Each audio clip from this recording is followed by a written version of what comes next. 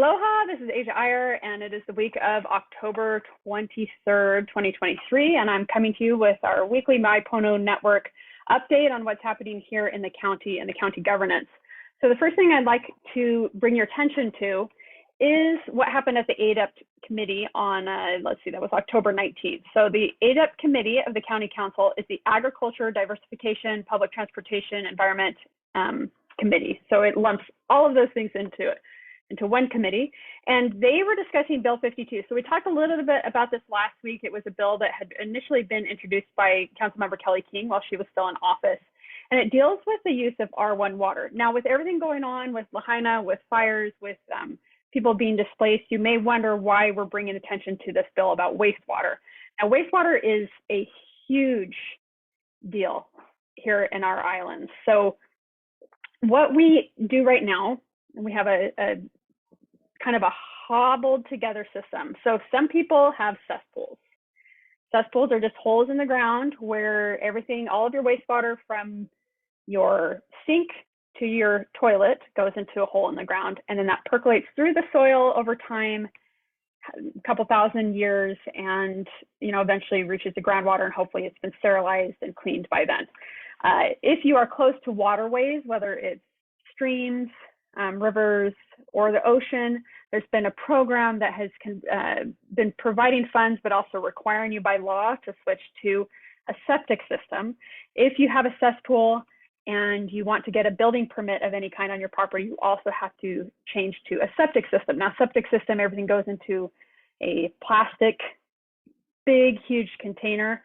And then from that, effluent comes up. So the liquid waste comes up, and then it gets percolated out into the grass or the field or wherever your effluent lines goes.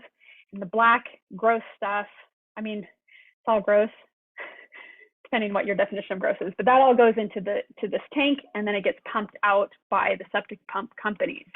And there's another option, and that is called city sewer or public sewer. So that's a pipe in the ground where everybody's sewer system goes into that pipe, and then it's sent to a central wastewater treatment place. Okay, so we've got those three systems, except for cesspools. So if you have a septic system or you are connected to city water, your waste, in the case of a septic tank, it's just the blackest of the black waste. And if you are on city sewer, everything goes to a water treatment plant. And then from there, what happens? So this is what Bill 52, a portion of this is what Bill 52 is trying to address. The stuff that can be cleaned and made into water that's fairly sterile and has had a lot of the contaminants and even some of the chemicals removed can be used as what's called R1 water, or reuse one water, recycled water one. So R1 water is the highest quality of reusable water. It can be put in non-agricultural, so it can't be put on food that's going to be consumed, but it can be put on golf courses, lawns, landscaping. It just has to say somewhere it's R1 water so people don't drink it. And what happens here in Maui is that we have been pumping a lot of our waste into injection wells. So injection wells take the treated waste water, not the blackest of the black, but kind of the mid-level, and the stuff that is R1. So R1 down to this system here, treats it, and then pumps it into wells underneath the ocean floor, or in some cases just deep down into the ground. So it's kind of a cesspool without the blackest of the black. This Bill 52 is asking the county to basically amend its ordinances, its laws, to say that R1 water needs to be held to a higher standard than what the state requires. So why is this important? First of all, if you've been on Maui for any period of time, longer than a couple years, you know about the problems with the wastewater injection wells. It's caused the county to run into a bunch of lawsuits, brought before the Supreme Court. We're in violation of the EPA laws, Clean Water Act laws.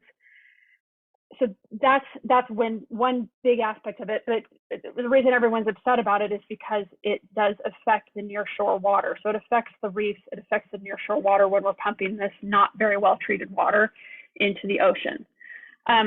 The other reason wastewater is a big deal, and I want you to just kind of bear with me as I bring this in.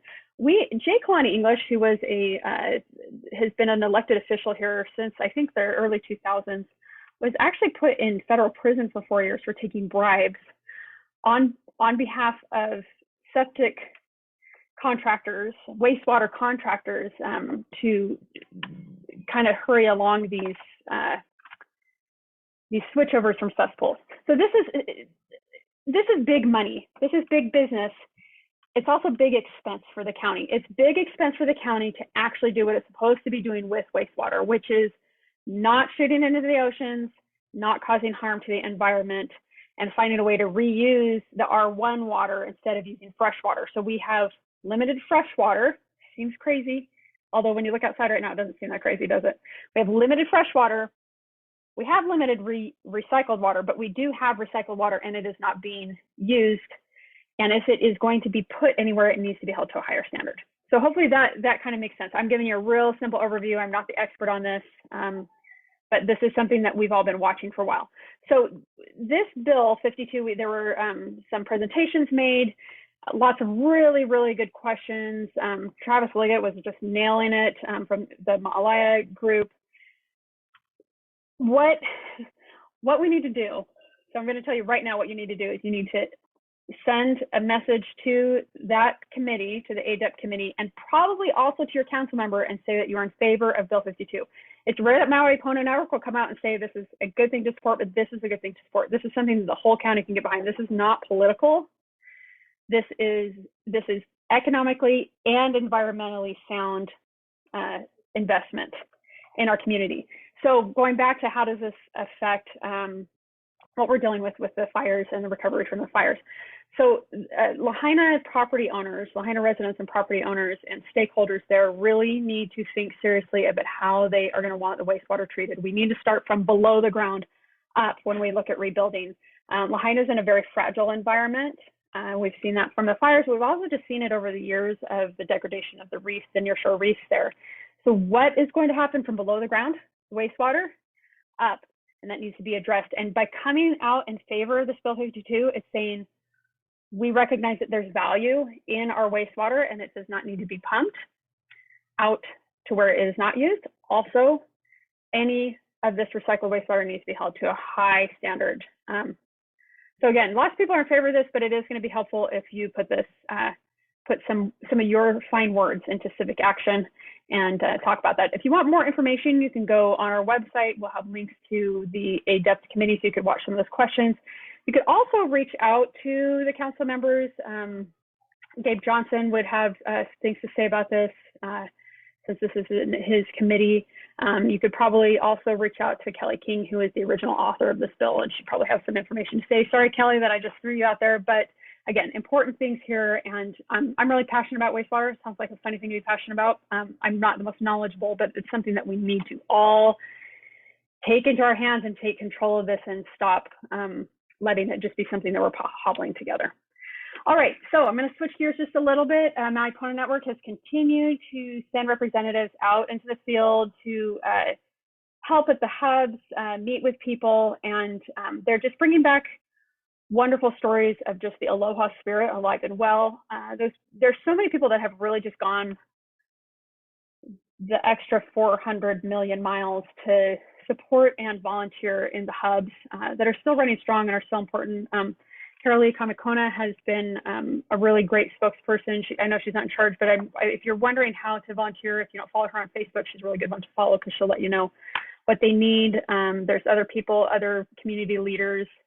Reach out to people you know who are community leaders over on the west side too. We've got the state reps over there, really good people to follow if you're wondering how you can help at these hubs or in recovery efforts for people that have been afflicted.